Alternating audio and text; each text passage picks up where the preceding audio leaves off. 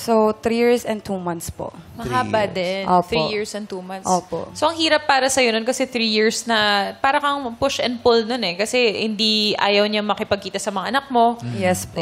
Kailangan mo rin mag-spend ng time kasama yung mga anak mo. Opo. So, Tsaka may planong ba yun? Oo, diba? eh. Ganun eh. Kasi siya, parang hindi na siya naglalaro eh. Kasi ang gusto niya na eh, Oo. makasama Family. yung family. Family. At itong masakit, ha? Oh, ano yun? Nakalimutan natin, may kasama pala siya. Kaya nga, Brett, alam mo, nagtatanong na ako sa writer, sabi ko, may kasama ba? Nag-back out na ba yung kasama niya? Alam mo,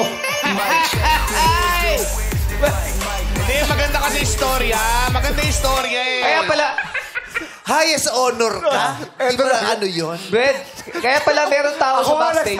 Ako nga nagsabi Sabi sa'yo. sa backstage yun, may gumaganon eh. Diyos ko, kaya pala kanina ko pa naririnig. Sabi ko, baka sa bandana ko lang yun. Hindi naman totoo na ano. May narinig. Meme, kaya today? Nasa likod ka. Meme, kailangan pa po ako today. Sabi niya, nag-ayos pa naman ba yun? Nagtanggal na ng sapatos eh. Tawagin nga natin, may kasama siya. Kapatid niya pala. Si Danica. Danica, halika na.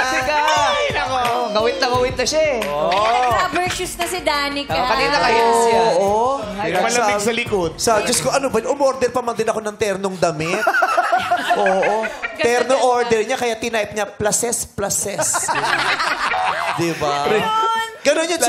Parang ito, terno din, di ba? Parang ano yan eh, parang puso yun, di ba? Pusoy. Plases, butaw. Grabe ka naman. Charot lang. Hi, Laki yan, Danica. Hello po. Nagplansya pa naman ng buhok si Danica. Oo. Sorry, Danica ha. Medyo kumulot na nga po.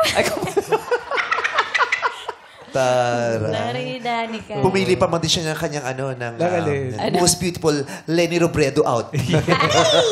Kanina ka pa doon, backstage? Hindi naman masyado. Hindi ko nga po alam kung tatayo o uupo na lang ako. Kaya nga ang gulo doon eh. May gumaganon doon sa... Pasensya ka na. Anong naging kapaliwanagan ng mga staff sa likod? Ba't hindi ka pa daw natatawag? Anong sinasabi nila sa'yo? Bigyan ka na ng pamasahe, uwi ka ng Pampanga. Pasensya ka na ha. Masyado kasing tag dito? Malawak yung topic. Topic, hindi kami makabitaw. Nasa saan ka noong mga panahong... Nagtago Sa siya. backstage. Sa backstage. Backstage lang. Tagal niya doon eh. Nakalimutan niyo eh. Noong mga panahong lugmok si Charmaine dahil sa... Yung ex niya, akala niya, ito na yung pag-asa Yung eh. Mexicano. Diba? Foreigner. Tapos, nung simula, okay Years. naman dun sa mga anak. Tapos, ay, parang hindi pa rin pala. Nasaan ka at anong naging bahagi mo sa kwentong yun? Kung wala, ba't ka pa namin tinawag? Actually, nandito po kasi ako sa Pilipinas. Magkahiwalay po kami ng Kami ate ko. din. Hindi. Nasa Amerika ka ba nun? Opo. Sa Nasa US. California po ako nag-stay talaga. So, nasa Pilipinas ka, nasa Amerika siya, may naging bahagi ka ba ng kwentong yun o wala? Aware ka ba at least? Yes po. Dahil lagi po siya nag-o-open sa akin. Kung di man po siya mag-o-open, mama ko naman po yung magsasabi sa akin. Dahil kasama niya po yung mama ko sa bahay. Eh, syempre, nakikita niya po yung ate ko pag nagmumukmok, ganyan. Tapos, Danica, yung ate mo, pagsabihan mo, ganyan. Lagi po niya sinasabing ganun. Ulit-ulit. Ina-advisean ko po siya palagi. Pero, sinasabi ko po sa kanya, nasa sa kanya pa rin yan. Kasi, sarili niya yan. Siya lang makakapag-desisyon para sa sarili niya kung ano ba dapat yung tama.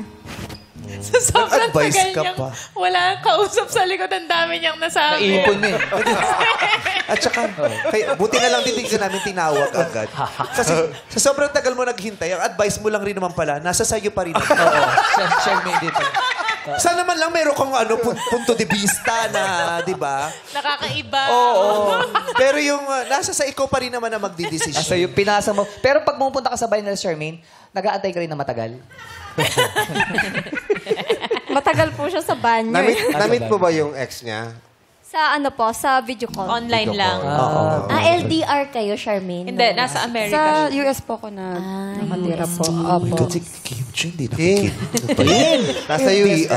Doon niya US namit sila yung pala. Mexican. Kasi tinitingnan niya yung kuko nila. Ang ganda raw ng kuko. nila, ang gaganda. May jet lag sa yung speedboat. Speedboat lang eh. Naka-jet lag din sin yung alog ka ng alog na. Kasi hindi mo alam kung saan kayo pupunta. Tsaka madilim eh, no? Kasi gabi na yun eh. Gabi na. Tapos yung kapatid mo hindi alam, basta sinundo lang. Hindi ako yun! Anyway,